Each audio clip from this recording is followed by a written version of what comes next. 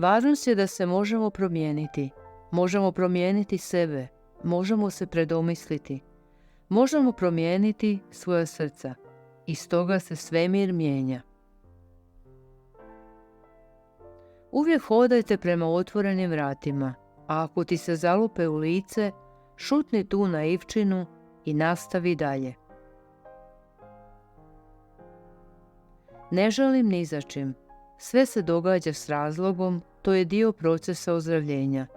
Život je proces ozdravljenja. Veze su poput morskih pasa. Moraju nastaviti ići u dublje, hladnije vode, ponekad strašnije, tamnije teritorije, kako bi ostali živi.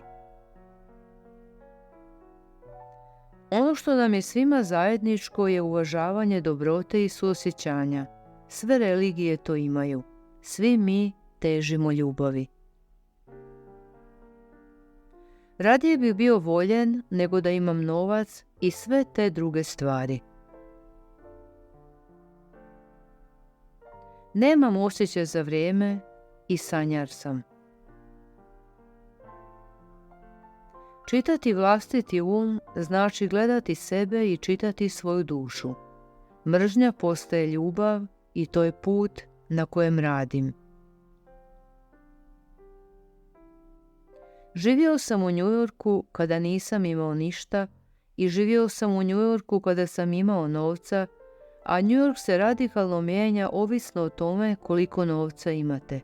To je tekstura života. Lijepo je imati novaca, ali prvo što sam napravio s novcem je kupio ocu frezu, jer moj posao je bio da čistim snijeg, a ja više nisam bio tu da to radim, pa sam mu mogao to kupiti. Mislim da su filmovi vjerojatno ogledalo na neki način kako bismo se mogli vidjeti u njima. Ako ljudi izgube svoju zemlju, nemaju ništa. Izgubite li svoju zemlju, izgubite li svoju kulturu, izgubit ćete sebe. U procesu razvoja lika zapravo ga počinjete shvaćati kao osobnost. To je dio mog posla. Ljudi imaju drugačiju predodžbu o tome kako nastaju filmovi nego što oni zapravo jesu.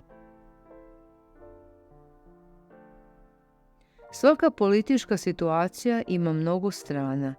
Mi cijelu situaciju intelektualiziramo na bilo koji način. Svoje intelektualne odluke donosimo na temelju našeg kulturnog porijekla i načina na koji živimo. Postoji zapravo jedan lik za svakog glumca. Putovanje je pronaći taj jedan lik. Žene se gube ako ih se prisili na dosadan život, prazan i bez pažnje.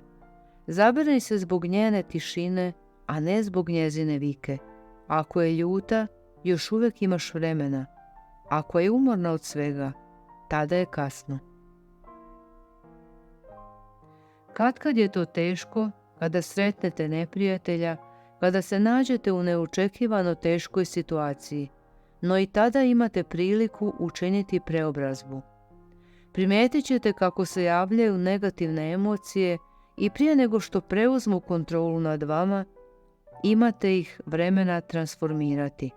Sve ćete vidjeti onako kako jest. Neznanje i ljutnja. S vaše strane i s njihove strane. Zato preobrazite te emocije, otpustite, pretvorite u ljubav.